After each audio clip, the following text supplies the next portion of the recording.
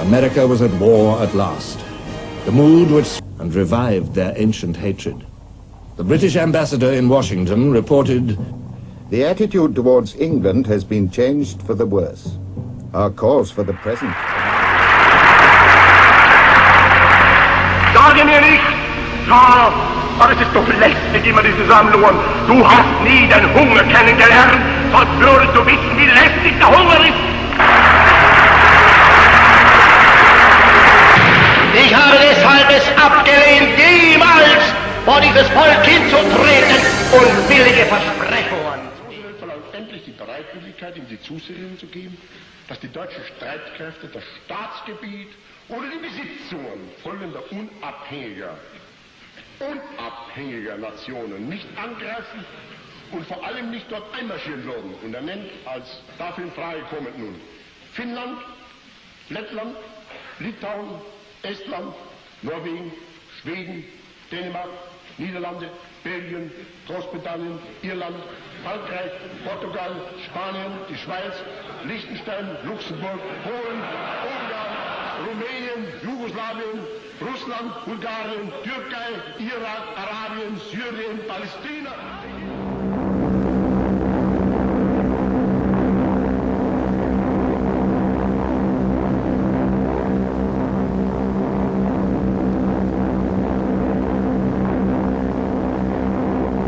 The Republic. Stalin's worry was the rise of fascism in Germany. Hitler had made it abundantly clear that he believed communism to be Nazism's ultimate enemy. Stalin saw the Spanish conflict as a way of keeping Germany and Italy occupied while building up the Soviet Union's military, when Hitler and Mussolini started to pour in troops and weapons. The German dictator... In contrast to Hitler's stunning victories in the West, Russian efforts to subdue resistant nations were fraught by material inadequacies in arms and equipment, and hamstrung by a military and tactical... would be sunk at sight without warning anywhere in Allied waters. The perilous Atlantic steams a grim grey armada, on whose battle-scarred decks ride the precious cargoes for victory that must get through, and...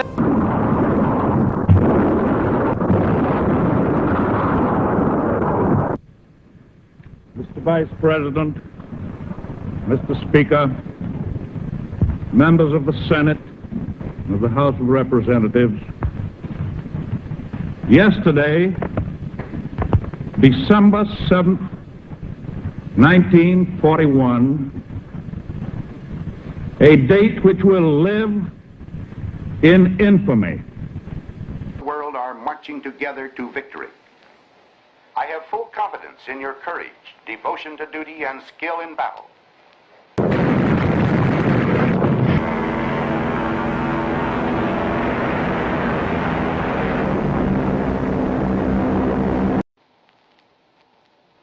Soldiers, sailors, and airmen of the Allied Expeditionary Force. You are about to embark upon the great crusade toward which we have striven these many months.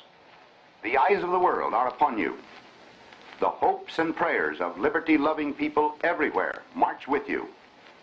In company with our brave allies and brothers in arms on other fronts, you will bring about the destruction of the German war machine. The United Nations have inflicted upon the Germans great defeats in open battle, man to man. Our air offensive has seriously reduced their strength in the air. Yesterday morning at 2:41 a.m. at General Eisenhower's headquarters, General Jodl, the representative of the German High Command, and of Grand Admiral Dönitz, the designated head of the German state, signed the act of unconditional surrender. The Battle of Midway was where everything... We broke their codes and their plans were clear. Most of our fleet was waiting for the Japs to show up, ready to get revenge for what they did to us at Pearl Harbor. Against their fleet, ours looked insignificant. The battle lasted 3 days, and when the smoke cleared, we saw the damage we'd done. We took out 4 of their carriers, the Akagi, the Kaga, the Hiryu carriers, 7 battleships, 14 cruisers, and 42 destroyers. Against their fleet, ours looked insignificant. Batteries. Japanese air and naval forces were depleted, both through combat losses and training accidents. The Japanese, by this time, were trying to withhold some of their best pilots to the heart of Japan. But what followed brought the Japanese a nightmare unequaled in history. One of the most horrendous. 2 American Superfortress bombers arrived over the Japanese city of Hiroshima on the world's most devastating. Went off, the whole inside of the airplane just lit up as if someone had set off a flashbulb. And then we had to wait, and this was our big worry, is what would the blast do when the blast got to the airplane? And finally the blast did arrive. It was like being in an ash can and getting someone kicking. And then we crowded to the window and saw just the whole city completely covered in smoke with this very tall mushroom cloud rising from it.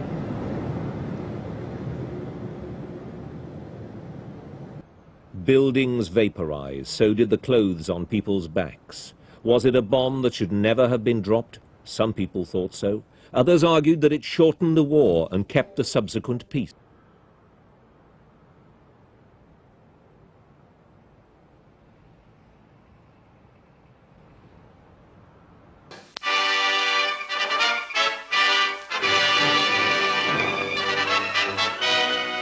Battleship Missouri, 53,000-ton flagship of Admiral Halsey's Third Fleet, becomes the scene of an unforgettable ceremony marking the complete and formal surrender.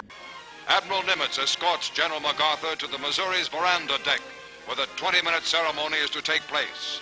It is Sunday, September 2nd, 1945.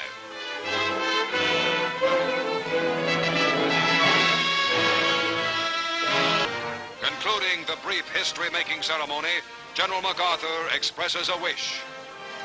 Let us pray that peace be now restored to the world, and that God will preserve it always. These proceedings are closed. Swarms of United States aircraft fly in formation overhead as the ceremony ends. The final United Nations victory has been won. The war is over. Peace is here.